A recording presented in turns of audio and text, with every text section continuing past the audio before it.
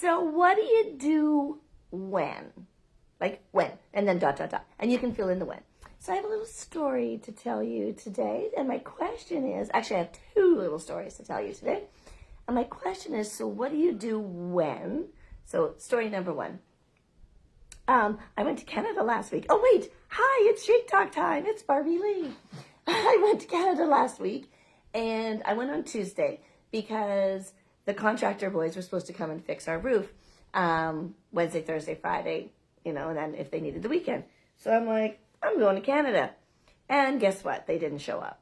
Hello, Mexico. So what do you do, right? I didn't stay in Canada, obviously. I came back. And then so they came in Wednesday, and did the cutting out of the roof and then put in the roof because they use drywall here. And they were supposed to come back yesterday, Thursday, to do the sanding. Nope, they couldn't come. And we haven't heard anything today. It's Friday. Are they coming? We don't know. So what do? Do you sit around and wait for them? I don't know. Are we supposed to sit around and wait for them? I don't know. Do we get angry and argue with our landlord about it? I don't. Dwayne didn't really. He did question a little bit about the authenticity of the excuse as to why they didn't come. But what do you do? I have no control over this whatsoever. Turn that off. This is making me want to cough. It's wrong air with my shake this morning. So, what do you do in a situation like that? Now, many of my friends that watch my Shake Talks live in Mexico. So y'all know what I'm talking about, right? It's like when the contractor says, yeah, mañana. You're like, okay, en la mañana, meaning in the morning, or mañana, meaning whenever the hell you show up, right? One of my contractors, I used to say to him, I'm like, Carlos, he'd go, a las unos. And I was like, a las uno Barbie Lee time, or a las unos Carlos time? And he's like, Carlos time. So I'm like, okay, I'll see you at 3. And so I know that, right? And anybody who lives in Mexico knows that. Now, are there contractors that show up on time? Handyman, absolutely there are. But the general consensus, I even had a time where I had a reservation for breakfast for 18 people and the restaurant didn't open. So we went a couple blocks down and went to a different restaurant, and then I walked by there. I'm like, dude, remember I talked to you day before yesterday that we were coming to have breakfast? Oh yeah. He's like, come on in. I was like, it's lunch. We've already had our breakfast. And he said, yeah, there was a big party. Boss had a big party and we didn't have to come to work today. And until later. And I was like, all right. And that's sometimes how they do things here, right? All of a sudden it's somebody's birthday and the store shuts down or whatever. It's just how things go here. So what do you do? Do I get all up in arms? Some people do. I've seen some posts on Facebook and heard some people talking about lazy and inefficient and ineffective and all kinds of stuff.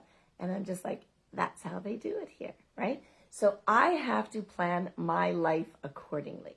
Now, it was a little challenging, right? Because I was like, oh, I'll go to Canada, spend some time with the grandbabies. They can do whatever they need to get everything done.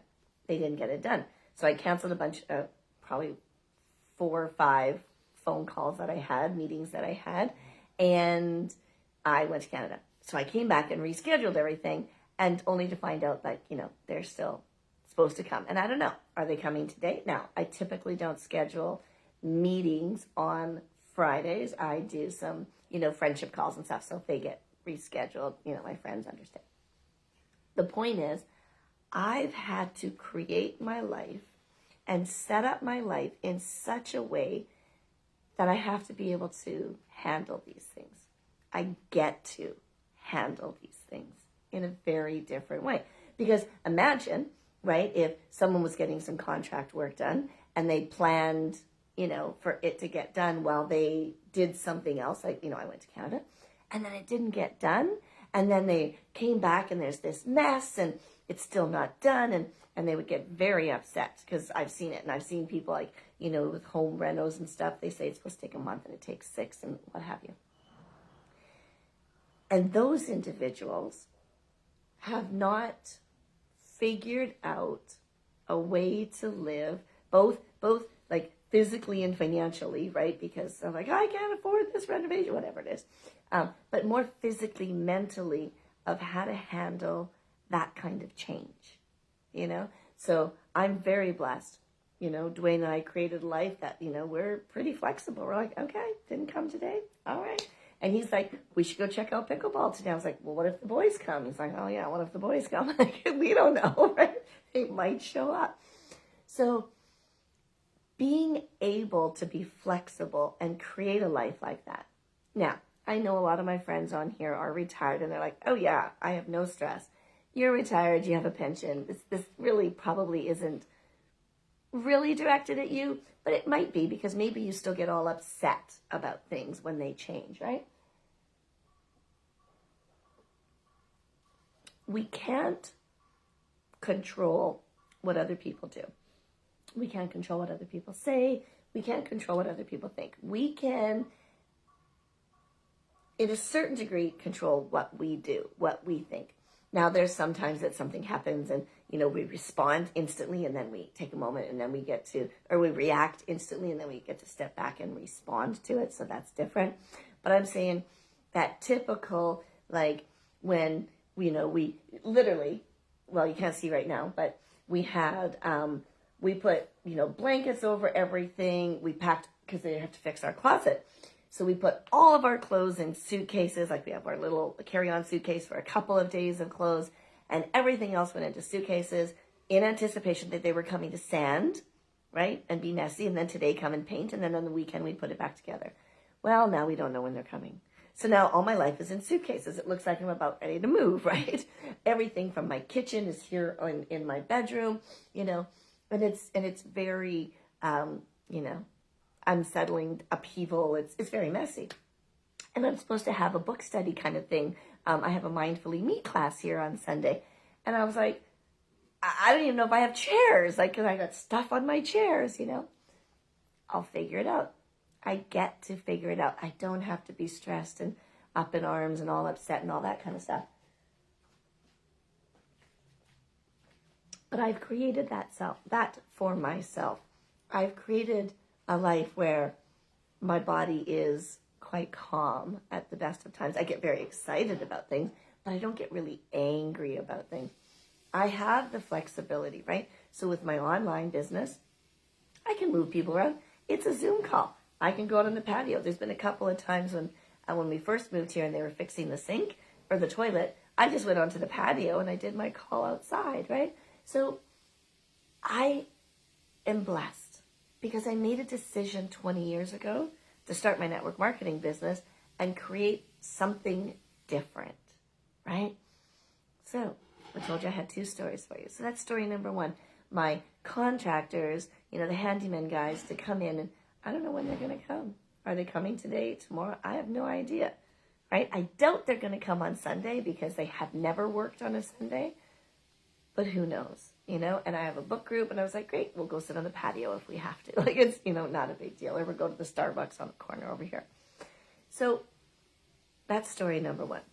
I made a decision 20 years ago that today Barbie Lee is so grateful for.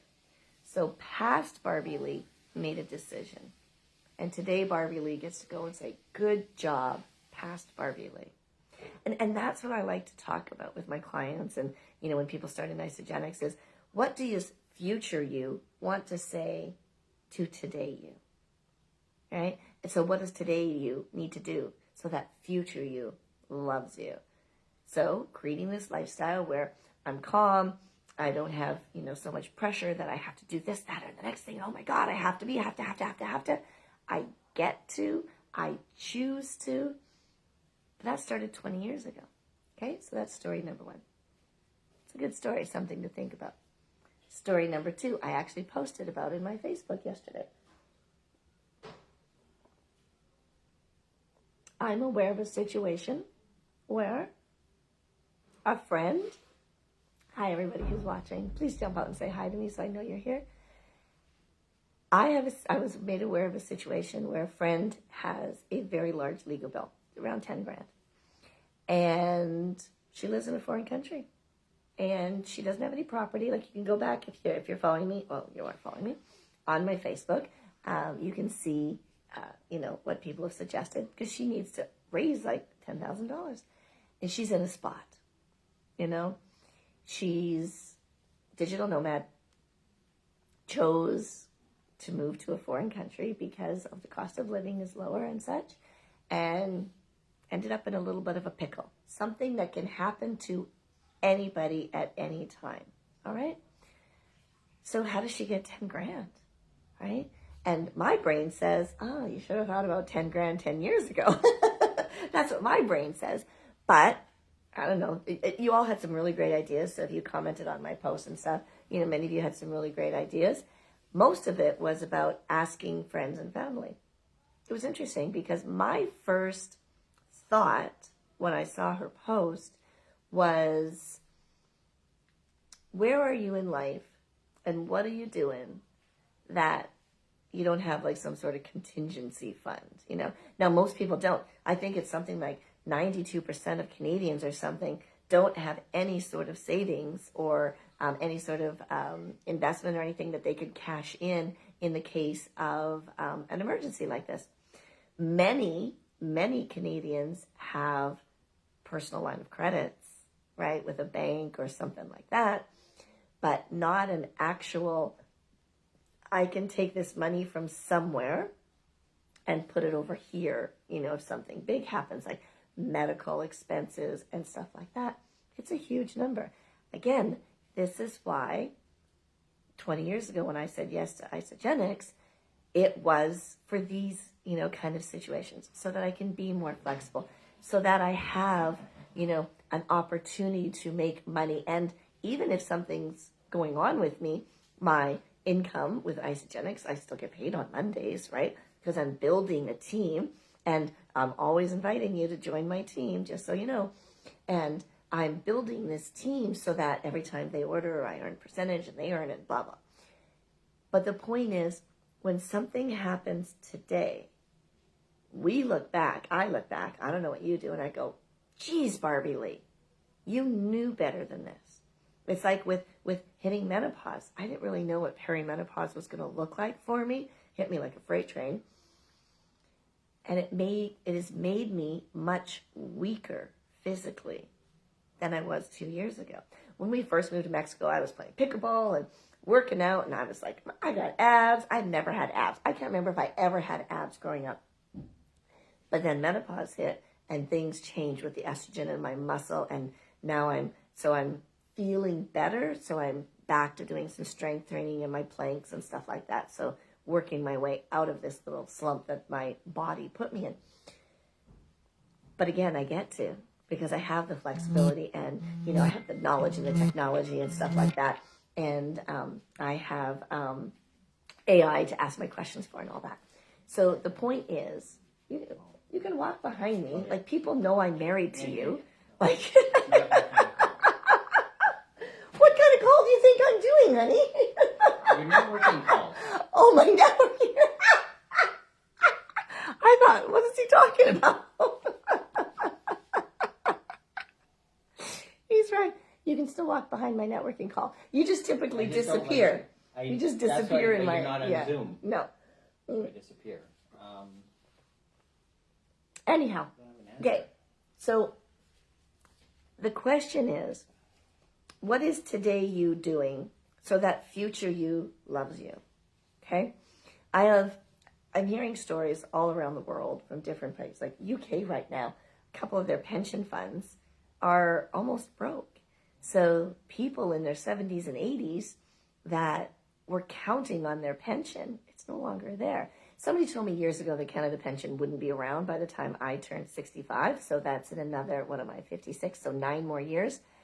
And the way Canada looks, I'm not sure. I've always kept that in the back of my mind, that I didn't assume Canada Pension was going to be there, even though I paid into it for years. I just don't assume it's going to be there. So I'm making another plan.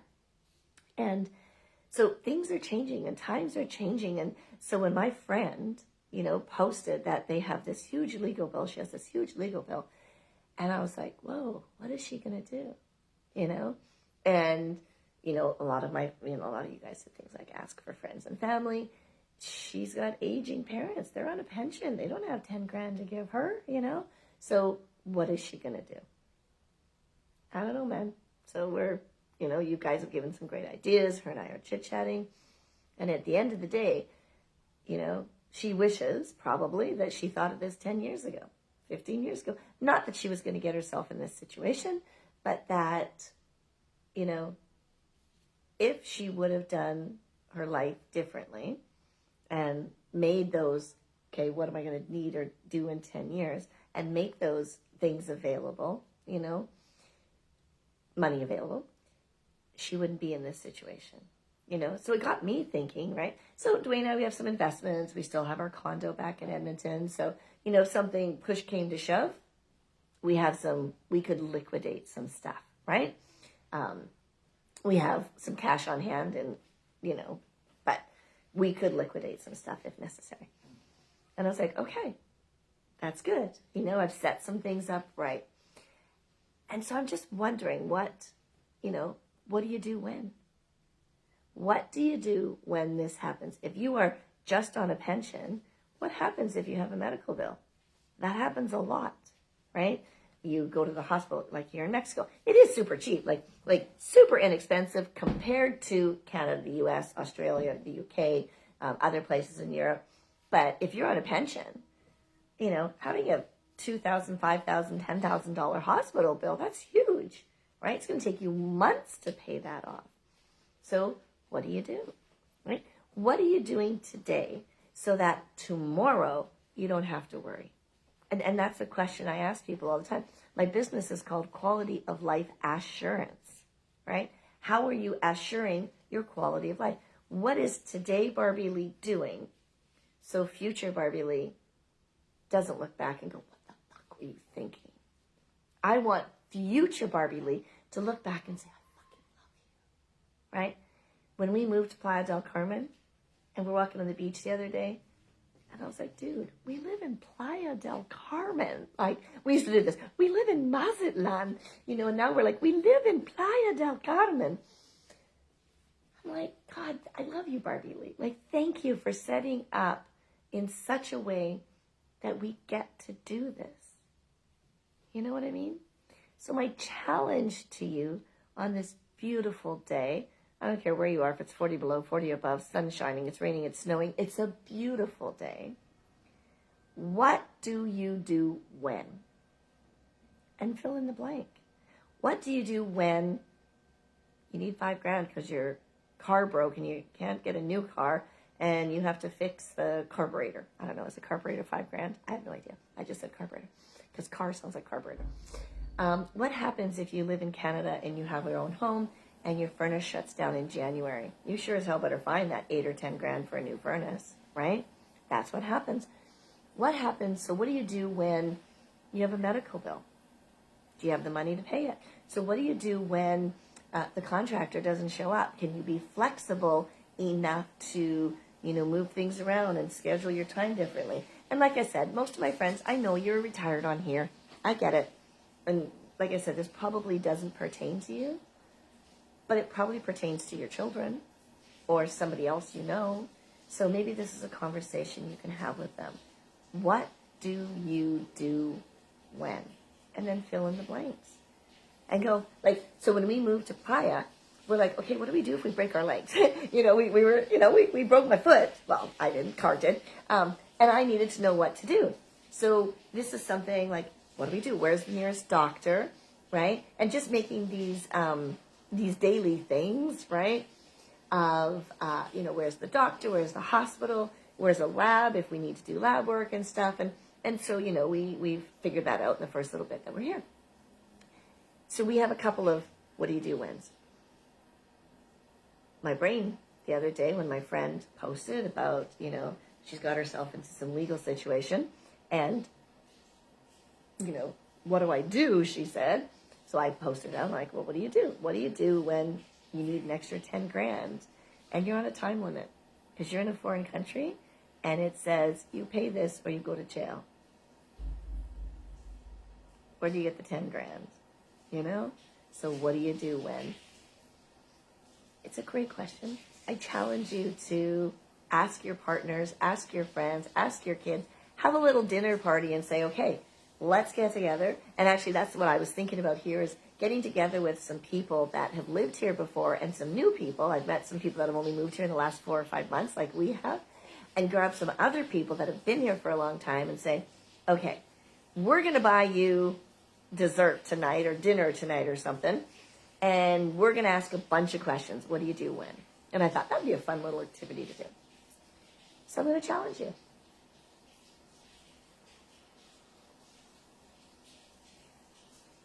In Canada, I had a binder called the Hemmings Family Rules.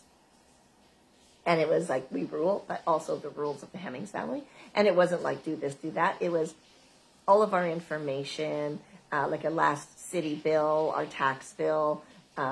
Instead of having file folders, it just went into the binder, and then every year we move out the other things. And so that we always said, if there's a fire, what do? Grab the binder, right? So we had our, so what do you do when? Binder, right? The Hemmings Family Rules. So I'm just going to challenge you. What are you going to do? What are you going to create? And what is today you, Barbie Lee, going to do so that future you looks back and goes, I appreciate that. Thank you for doing that. I know that's how I want to live. Post below. Let me know. Cheers.